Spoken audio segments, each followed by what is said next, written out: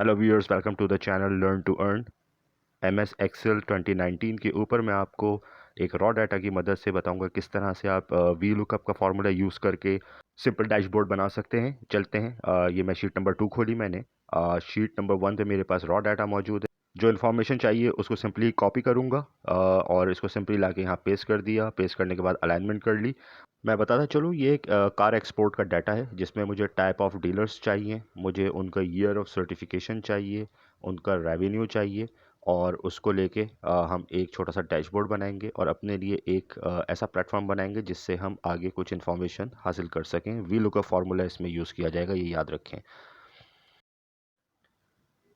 इसकी अलाइनमेंट कर लें और अलाइनमेंट करने के बाद वापस अपने हम रॉ डाटा की तरफ आते हैं। रॉ डाटा पे हम मज़ीद जो इन्फॉर्मेशन चाहिए वो उठाएंगे। यहाँ इंपॉर्टेंट चीज़ आपको बताऊँ कि पूरा कॉलम सेलेक्ट करने के लिए हमें शिफ्ट कंट्रोल शिफ्ट और स्क्रॉल डाउन की यूज़ करनी होती है और सिंपली ला के यहाँ पे वहाँ कॉपी करके यहाँ पेस्ट कर दें।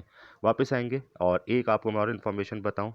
हमें जो है कॉन्टैक्ट ज़रूर चाहिए होंगे और कॉन्टैक्ट सबसे पहले आते हैं, तो वो मैं इंसर्ट कर दूंगा लेफ़्ट के ऊपर।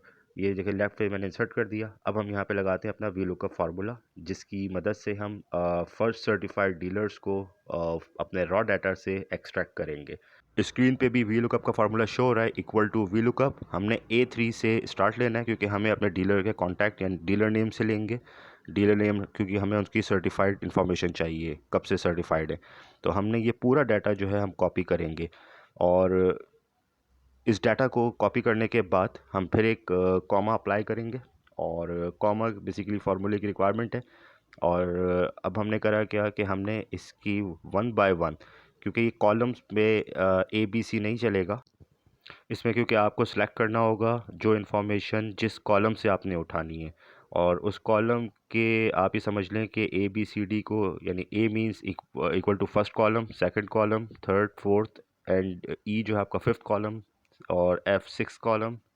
सिमिलरली HI और आगे भी इसी तरह कॉलम को हम नंबरिंग करेंगे। मुझे आई चाहिए था, मैंने आई मींस नाइन्थ कॉलम उठाया और उसके ट्रू को मैंने ओके कर दिया। जैसे ही मैं एंटर करूंगा मेरे पास एक इन्फॉर्मेशन आ जाएगी।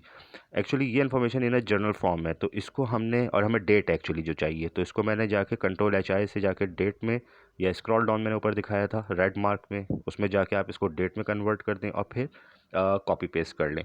एक और मैं आपको यहाँ एक एडिट चीज़ बताऊंगा जो कि एक्सेल में बहुत काम आती है। अगर आपके पास थाउजेंड्स ऑफ रोज़ हैं, उसमें आपने करना क्या है कि आपने उसके बराबर वाले कॉलम को सिलेक्ट करना है, कंट्रोल शिफ्ट एरो डाउन, और नीचे कोई भी वर्ड लिख दे। मैंने एक्स लिख दिया। अब मैं वापस गया अपने डाटा पे, मैंने इसको कॉपी किया। कॉपी करके मैं कंट्रोल शिफ्ट एरो जैसे ही नीचे लाऊंगा तो ये मुझे एक्स तक ला के रोक देगा। अगर मैं एक्स ना लिखूंगा तो ये बहुत लंबी शीट पे चला जाएगा, जिस इररेलेवेंट डाटा आ जाएगा। मैंने करने के बाद ये कॉपी पेस्ट किया और इसके साथ ही मुझे और मज़ीद 2 कॉलम चाहिए था, रेवेन्यू का और ईयर का, वो मैंने ऐड कर दिया। क्योंकि मज़ीद वीडियो लंबी हो जाती है अगर मैं वन बाय वन आपको दिखाता जाता। इसको हमने जो है फॉर्मेटिंग कर ली। फॉर्मेटिंग के लिए आपके पास ऊपर भी ऑप्शन दिए हुए, आप वहाँ से ही फॉर्मेटिंग कर सकते हैं। ये देखें आपके पास ये जो फॉर्मेटिंग दी गई है, इसको आप जिस तरह का भी आप डिज़ाइन चाहते हैं आप इसको कर लें। आपको ये बताएगा कि डाटा कहाँ से आपने कहाँ से कहाँ तक का सिलेक्ट किया हुआ है, और इसमें आप मुख्तलिफ जो है इसकी अलाइनमेंट भी कर सकते हैं। और ये देखें एक ये भी फॉर्मेट आ गया, मतलब वो रीडेबल फॉर्मेट होना चाहिए जो कि डैशबोर्ड में अच्छा लगे। क्योंकि मैं बिल्कुल ही आपको रॉ एक चीज़ बता रहा हूँ, सिर्फ मेरा इसमें कॉन्सेप्ट ये है कि आपको वी लुकअप के फार्मूले का इस्तेमाल बताऊँ कि जो 2 मुख्तलिफ शीट से उठाने का तरीका होता है। अब एक इंपॉर्टेंट चीज़ आपको बताऊं, मैंने एक कॉलम इंसर्ट किया। मैंने इक्वल टू का साइन दबा के डेट वाला कॉलम सेलेक्ट कर लिया। मेरे पास एक नंबर आ गया। इस नंबर के लिए मैं जाऊंगा वापस अपने डेट वाले कॉलम में, क्योंकि जर्नल फॉर्म में आ रहा था। इसको मैं कस्टमाइज़ करा। कस्टमाइज़ करने के लिए मेरे पास नीचे कस्टम का ऑप्शन दिया हुआ है। इस कस्टम के ऑप्शन में जाने के बाद मैं अपने जो ईयर का कॉलम है, ईयर का जो टैब है, उसको मैं सेलेक्ट करूँगा। ये नीचे इसके देखें, और आप चाहें तो कुछ और भी कर सकते हैं। मैंने ईयर ऑप्शन सेलेक्ट किया। मेरे पास अब आप देखेंगे कि लेफ़्ट पे जो डाटा है वो पूरा का पूरा ईयर फॉर्म में आ जाएगा जी। अब ये ईयर फॉर्म को मैंने कॉपी किया और कॉपी करने के बाद अगेन मैं वही स्ट्रैटेजी रखूँगा। देखें मैं अभी पूरा सेलेक्ट करता हूँ। अगर मैंने नीचे कोई मार्किंग नहीं की हुई, जिस तरह मैंने आपको पहले एक्स लिख के दिखाया था, ये देखें यहाँ तक आ गया। अब ये इतने बड़े डाटा को आप भी कंट्रोल कर सकते, तो ये लॉन्ग डाटा को कंट्रोल करने का तरीका क्या है कि मैं बराबर के कॉलम को सिलेक्ट किया, जो जैसे मैंने पहले बताया था। यहाँ पे मैंने एक नंबर एक्स मार्क कर दूंगा इसमें भी। और जब मैं वापस जाऊंगा अपने डाटा पे और जब मैं उसको फर्दर सेलेक्ट करूंगा, तो आप देखिए कि मेरे पास सिर्फ उसी कॉलम के अंदर और उन्हीं रोज़ के अंदर जहां मुझे इन्फॉर्मेशन चाहिए वो इन्फॉर्मेशन मैं वहां पे पेस्ट कर सकता हूं। फॉर्मेट मैंने अपना राइट वाला ही अडॉप्ट किया हुआ था, क्योंकि मुझे स्टैटिक डाटा मेरा लेफ़्ट पे मौजूद है। अब ये मुख्तलिफ स्क्रॉल डाउन के अंदर आप देख सकते हैं कि 3 मेरे पास ऑप्शन आ गए। नॉट अवेलेबल मीन्स कि वो लोग सर्टिफाइड नहीं है, तो वो हमारे पास अलग हो जाएंगे। अब यहाँ एक और मैं चीज़ आपको बताऊँ, अगर आप सिंपली डैशबोर्ड अपनी ही सेम स्क्रीन पे बनाना चाहते हैं, मैं यहाँ चाह रहा था कि जो डीलर्स उनका नाम लिखो और उनका रेवेन्यू सामने आ जाए, तो मुझे पता चल जाएगा सर्टिफाइड कौन कौन है और उनका रेवेन्यू क्या है। तो मैंने करा क्या कि मैं यहाँ पे वी लुकअप का फार्मूला लगाऊंगा। अगेन वही same formula is equal to V lookup bracket open. और आपने करा क्या कि अब आपने वो इन्फॉर्मेशन जो आपको चाहिए थी जिस आदमी की, फॉर एग्जांपल मुझे कार डीलर्स की चाहिए, तो मैं पहले कार डीलर के कॉलम पे जाऊंगा और मैं इसी का सेम डाटा सेलेक्ट करके उसके बाद मैं कंप्लीट डाटा सेलेक्ट करूंगा कॉमा लगा के, जो हमने पहले कर चुके हैं। वही फार्मूला हमने रिपीट करना है। अब मेरी जो डिज़ायर्ड इन्फॉर्मेशन है, क्योंकि मुझे रेवेन्यू चाहिए, तो मेरे वो जिस कॉलम में आ रही है मैं उस कॉलम को सिलेक्ट करूंगा और उस कॉलम का नंबर मेंशन करके कॉमा एंड। अब देखें ये नॉट अवेलेबल आ रहा है, तो मैं यहाँ से क्या करूँगा, अपने डीलर जिस डीलर की भी इन्फॉर्मेशन चाहिए उसको मैं कॉपी करके यहाँ पेस्ट करूँगा। तो आप देखें कि इसका रेवेन्यू मेरे सामने आ गया।